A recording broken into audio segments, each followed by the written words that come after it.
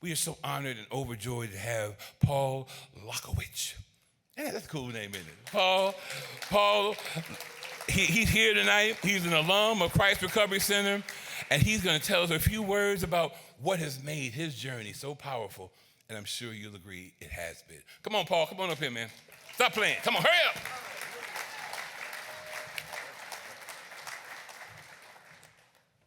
Wow. Hi, my name is Paul, and I'm an alcoholic. Okay, wait a minute. This is when we start an AA meeting. When I say my name, I expect everyone to return. Hi, my name is Paul, and I'm an alcoholic. Hi, Paul. There we go. Well, wait a minute. This isn't an AA meeting. I'm actually here to tell you guys my story of hope. So what I'm going to do is save you guys. Normally, I would ask you to go around and introduce yourselves. We'll pass on that because we want to get out of here on time. I want to start by telling you guys a story for the first time I ever had a drink. I was 13 years old, and I was with my friend Orrin. It was winter, and we decided it was a smart idea to each take a little bit of booze from every single bottle we could each find in our parents' liquor cabinet, meet up, and then mix it with Hawaiian Punch. You can imagine. But I do remember the feeling and the warmth that I had when we took that first, when we drank that, whatever it was, whatever that concoction was. And we were at the parking lot of Burger Chef, so anyone who's a little older might remember that place. But just a great feeling. We climbed a big snow hill and played King of the Mountain, and everything was fun and great, and everything was great. Till we went home and found out what Hawaiian Punch does to a beige couch. Yeah, Orrin's mom was not too happy with us. And I remember, we got deathly ill, very sick. So that was not a really good experience, but it did not deter me from going back out and to continue to drink. So, in sticking with my story of hope, basically it breaks down into three parts. What it was like, what happened, and what it's like now. So that was my first experience with alcohol. So I started at a very young age. I come from, just a little bit about me. I come from a family, I have 5 siblings, 3 sisters and 2 brothers. We do go every other, just like the Brady Bunch. So in that scenario, yes, I was Bobby. I never really cared for that. But I was raised Roman Catholic, and my mom and dad stayed together my entire life until they passed. But I grew up as a pretty active kid. I was into sports. I also was into theater. I liked art. But everything was pretty normal to what I thought. But drinking was definitely part of that in my growing up. When I got into high school and junior high and high school and college, I would have considered myself like a weekend drinker. I think by today's standards, you'd call that a binge drinker. We had keggers and all that. But what it was like, it was fun. I'm not going to lie. And I, so kind of went through that. Went through college, did the whole keg party and all that. And that just kind of kept carrying on. And so drinking for me was normal, or what I thought was normal. All my friends were doing it. We, go out on the weekends, party really hard, work hard, play hard. And so that went on for quite a while. The thing about this disease is it is a progressive disease. So my drinking took on a nature of its own.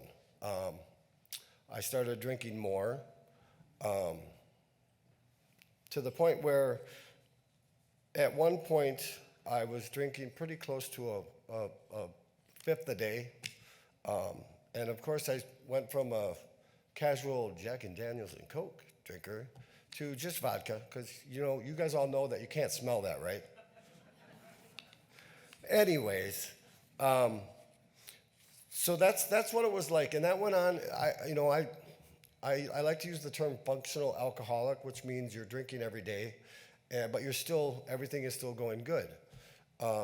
And I will say this, as someone who's part of the program, there really was I didn't know what AA was. I had no desire to stop drinking, and everything was going fine, so I thought. But then what happens is consequences. And so I started to have lots of consequences. There was one time, I'll just share with you some of my highlights of my drinking career. There was one time I remember I was at my parents' house and I got in a fight with my brother, and which was pretty common sometimes. And so they decided to take me to the hospital. So they brought me in and they said, well, we're keeping him. I was at a 0.052 alcohol. The doctor's like, he should be dead. So what they did was they put me in a medically induced coma, and there I sat for 8 days. Now, they told my mom 3 things were going to happen. I wasn't going to wake up and I would die. I would have wet brain, or I would just wake up. So on day 8, I woke up, and I remember looking at my mom, and she was obviously very happy. And I'm like, what day is it? She's like, it's Wednesday. I'm like, oh, I've only been here a day. She's like, you've been here a week. And I'm like, oh my gosh. So you would think an alcoholic in training would take that to heart and say, oh, I have a problem. No, not me. I went back out and continued to be in my alcoholic journey. And so I continued to go, well, then the consequences. So let me just run a quick little list of those off for you. So there was DUIs. There was jail. I had a couple times in jail, and numerous treatments. Towards the what happened part is I started to realize, well, I will say this. The court system we had here decided that I was an alcoholic and I needed to go to AA. So that was my first experience with AA, was being court ordered. So I went, I signed the cards, and I left, and then I went out and drank again. And this went on for a decade, at least probably 15 years, until it got to the point where there was one specific spot that I remember. I had met. I'm sorry. Let me backtrack just for a minute. Along with those siblings and everything, I met my wife, who's over there. I met her in 2005. We have been together 20 years. We've been married for 10. So she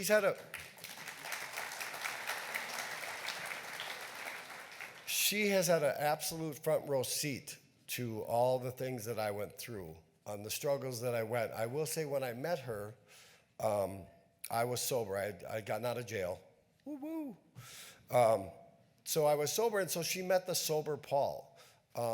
So one of the things about my journey is that I had some bouts of sobriety in between when I drank.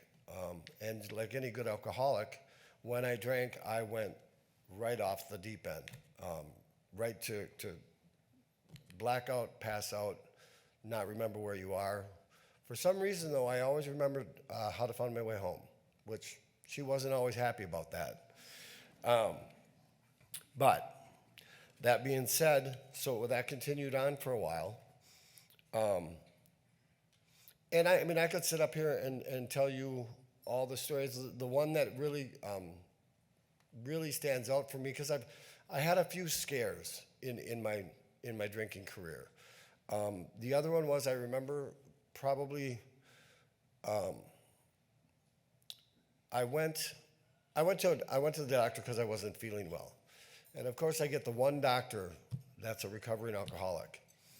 And he says, well, let's see, your liver's extended, and your numbers are horrible, and you're on your way to have cirrhosis of the liver.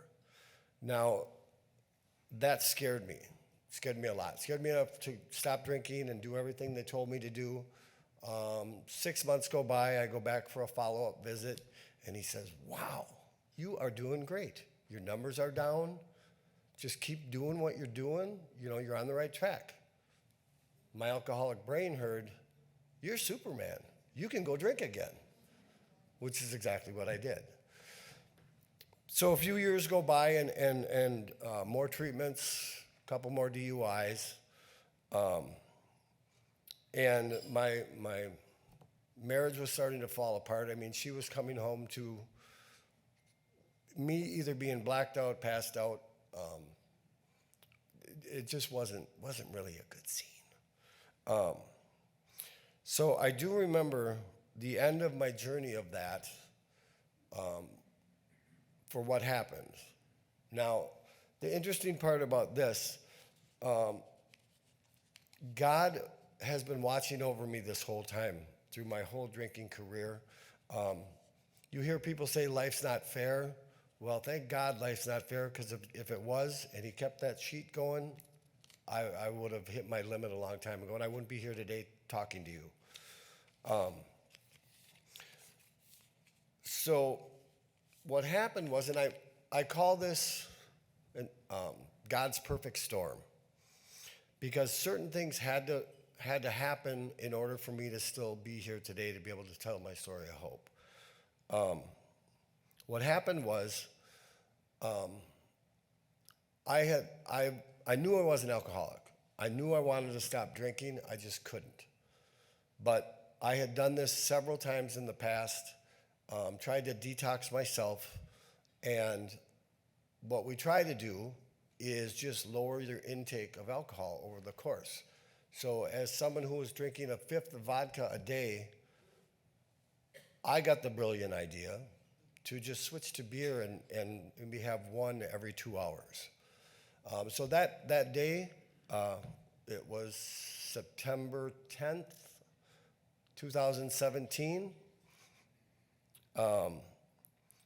That perfect storm of me trying to stop, or God's perfect storm, I was at home, my wife was home, my cousin was there, and I was sipping beer, trying to fight back the shakes, and it's horrible to go through withdrawals. And I ended up having 2 grand mal seizures. So off to the hospital I went. And I was broken. I was done. I'd been fighting this for a decade and a half, and I just was, I didn't want to die. And so I was sitting in the hospital bed, and I'm like, God, I can't do this anymore. I can't. And my wife came in, and she had said to me, "Hey, Paul." I'm like, "What?" She's like, "Do you know where you're going?" And I said, "The Christ Recovery Center," right? But in my heart, I was like, thank God I'm going to the Christ Recovery Center. I had been there once in 2009, and it was a wonderful place, and so I knew I had to go. The funny thing is, was such a go-getter that I decided I should leave the hospital early because I want to go there. I want to get there right now. Let's be honest, the only reason I wanted to get out of the hospital because I wanted to have a cigarette. Priorities. So when I got to CRC this time, it was September 11th, 2017. I could barely walk. I definitely couldn't talk. My tongue was swollen, and I couldn't fill out the intake forms because my hands were still shaking so bad because I was going through the withdrawals. But they opened me with open arms. Said, "Come on in." And not only did they take care of me, the Christ Recovery Center had a campus on Snail Lake where it was beautiful. And so it gave me the time to heal. So that was my start of, or I should say the end of what happened and kind of the start of what it's like now. So I went through the program, and CRC is, as Michael can attest, it's a wonderful place. They offer so many great things. So the lots of AA meetings, spiritually based, and they provide a school if you need it. They have physical fitness. As a 2-time alumni of CRC, I didn't realize this when I went back the second time. I guess they made it mandatory that you have to sing in the choir. Not something I was happy about. As much as I love to sing, I was like, oh, great, just one more thing. But that part of it was the time that you allots to heal. And what I found at CRC that I didn't find the last time or in any other treatment center that I was at over the course, and there was close to a dozen. Most treatment centers I liked so much I went to them twice. The Christ Recovery Center was no different, but this was my last stop. And what I found there was, after finally surrendering that hole that I was trying to fill for all those years, became filled. And I was missing God. Now, I will say, I mean, I was raised Roman Catholic, and the way I was raised was to fear God. Now, the Christ Recovery Center taught me a whole new way to look at that. God to me now is loving, he's forgiving, and it's the relationship, turning my will over to the care of God has changed my life 100%. I don't know that you can go more than that. But the things that it did while I was there, it allowed me to heal, not only spiritually, but emotionally, physically, definitely physically. And it let me focus my life on where I wanted to go and gave me the time to do that. So I went through the program, and I graduated with the CRC, all 3 phases. I had gotten a job at the time when I finished.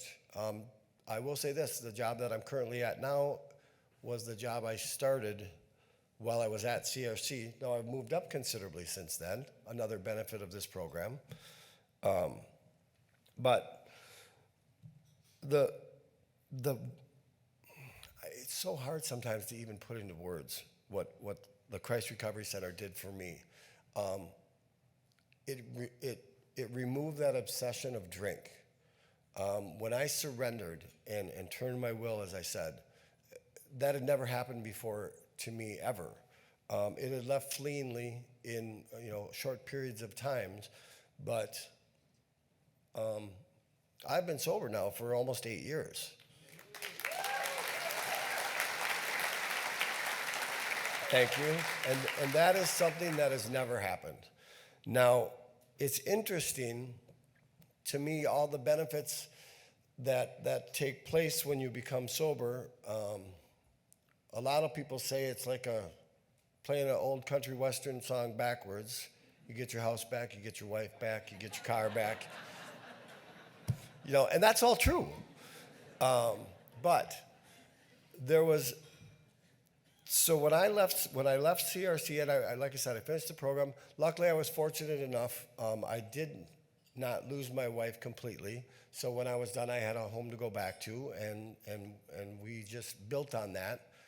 I can say openly and honestly, she loves sober Paul. Drunk Paul, not so much. But here's the funny thing about recovery. When you're in it, it's wonderful, it's great. A lot of people will tell you when they first become sober, there's that bubble gum and rainbow phase where everything is great. You think that you're never gonna have a problem again as long as you stay sober. Now this is what it's like now. So when I got sober, some of the worst tragedies in my life took place. The first 6 years, I suffered a lot of loss. And some of it was traumatic, and I'll talk about one. I lost my mom. I lost my dad I lost my dad prior to going to the Christ Recovery Center, so I can't say that I was sober when he died. But it was always my mom's dream to see me sober but be in recovery, not just being sober. And she got to see that. And not only that, I got to take care of her when she was sick. I got to be her friend. I got to be her caretaker. Ironically, she made me executor. But just that, not only that loss, you think, okay, that's enough. And I did it sober. I did it while I was in recovery. I never once had an urge to drink. So then that was followed by, as I mentioned earlier, I have, there was 8 of us, 6 kids. So since that time, I lost all 3 of my sisters, 2 of them to this disease. My 2 sisters did not get a chance to get recovery.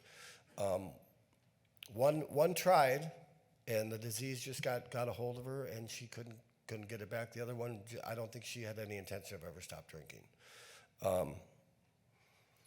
So my 3 sisters, my mom and dad, and then COVID hit, and I lost my father-in-law, and then I lost my mother-in-law, and then there was a good friend of mine, Dustin from CRC, who became literally like a brother to me. And that when you're at CRC, that's what your people are down there. They're your brothers. They become and he literally became like family to me, and I lost him. So a lot. And I did it all while I was in recovery, and never once did I have an urge to pick up a bottle or pick up a drink. Now that's God's work, not mine. Because I can tell you right now, the easy answer is to pick up. The program that CRC that you go through, it's an easy program, but it's not, it's a simple program, but it's not always easy. So CRC gave me that. They gave me the building blocks to build my life back together. And the fact that I was able to do that and stay sober is probably the biggest gift that I received from the Christ Recovery Center. They gave me my life back. I'd like to say they gave me a second chance, but that's not true. Because I had second, third, fourth, fifth, sixth, They gave me the new beginning to start my life. I am so grateful to the Christ Recovery Center for everything that they did for me. It was just, I can't put into words how grateful I am. And they do say the promises come true in recovery. When you work the program, when you stay, the nice thing about the Christ Recovery Center that I forgot to mention earlier is the community that you're in down there. And the people that you meet down there, the brothers and the friendships and the families that you make from that are there for you all the time, and they're there for life. There's a gentleman, Kyle, sitting over there. We met in 2009 at the Christ Recovery Center, and I still consider him a good friend to this day. And he watched me go back out and come back in and go back out, and when I came back, good for you. So glad to have you back. And so I'm grateful for that. I could sit up here and keep talking about all the wonderful things that the Christ Recovery Center has done for me. I will say those promises do come true financially, emotionally, and spiritually 1,000 times better than I was when I was out there. I did just buy my wife a new car. I'm just saying that. So the promises do come true. So with that, I'm going to close with this, and it's from Luke. I know Amy Klobuchar said it, but I wrote it down first.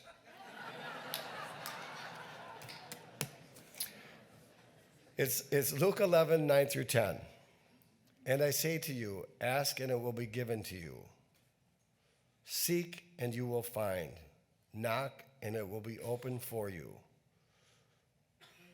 And then I added, I can't, he can, let him. And God can. Thank you.